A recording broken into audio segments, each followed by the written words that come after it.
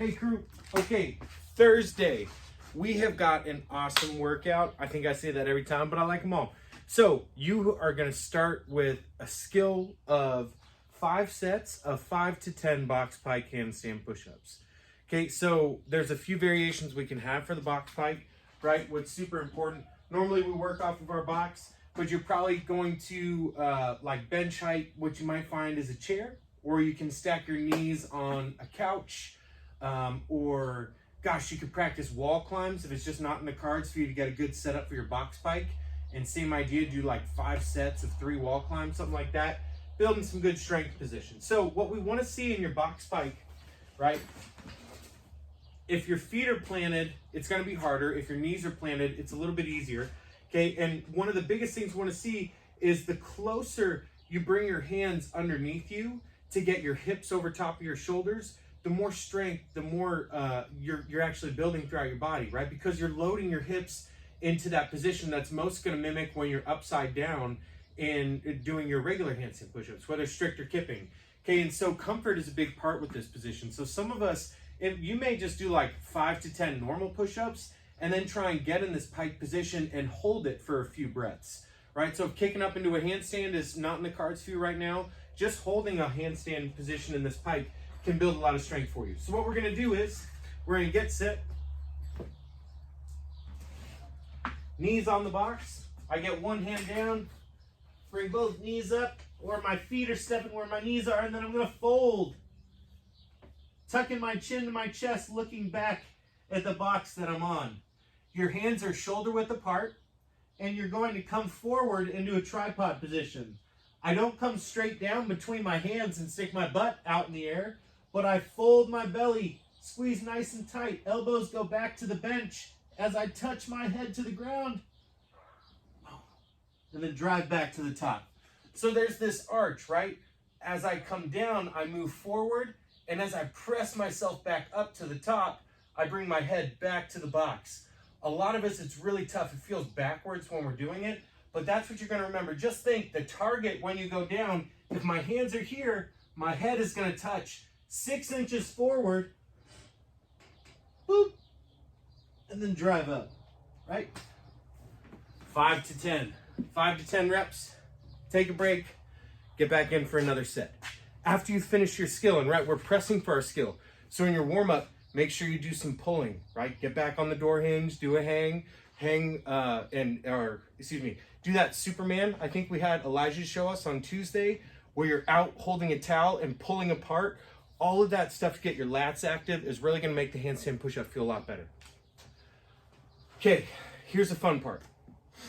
After we do our 5 sets for the skill, we have our WOD, a dirty 30 workout. And I'm gonna run through it, all the movements, and show a few different variations. But if you have a grocery bag, a reusable one that you can load with some books, that's gonna be all you need for today's workout, aside from maybe a ball for the chest pass, but we'll talk about that. So there's 8 different movements. 2 of them you're gonna do 2 rounds of, so that makes it 300 reps total, okay?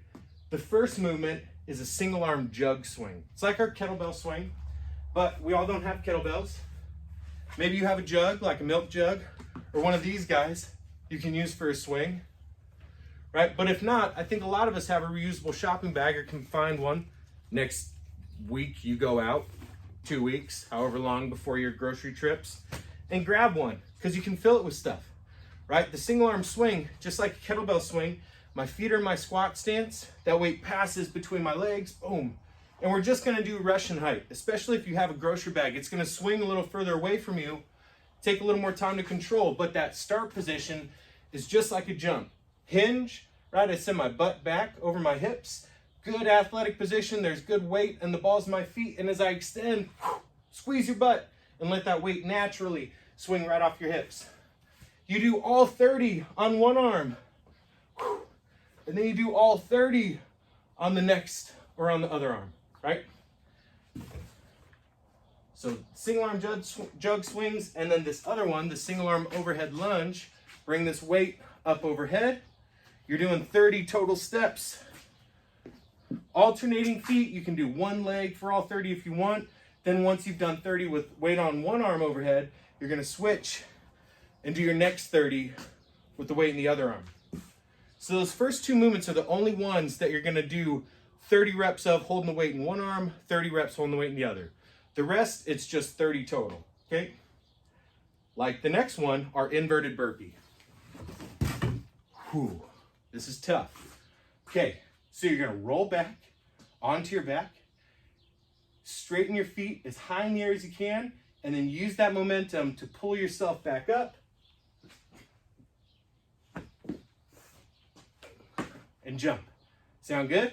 So you roll back, the modification can be sit, roll back, and then you come up however you can and jump, okay? 30 of those, woof. Then leg raises. You're laying flat back, hands are under your hips, legs are straight out. And it's 1, 2, my feet hover above the ground, and I fold into an L. Cool. The chest pass.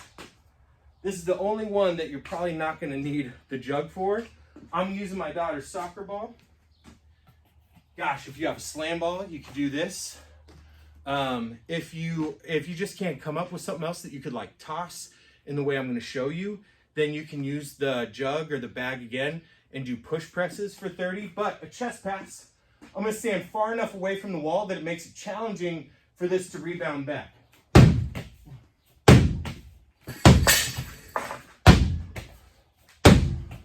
Right, the further back I stand, the more effort I have to give into that explosive throw forward. You can take a step into your throw. Just depends on how heavy the weight is that you're going to use. Woo, 30, should get you out of breath. Turkish sit-up. You can hold the weight that you have for your jug swing or for the overhead lunge, or you can hold the weight that you use for your chest pass. The Turkish sit-up is the first part of our Turkish get-up. So I'm holding weight in one arm straight overhead, right? Locked out.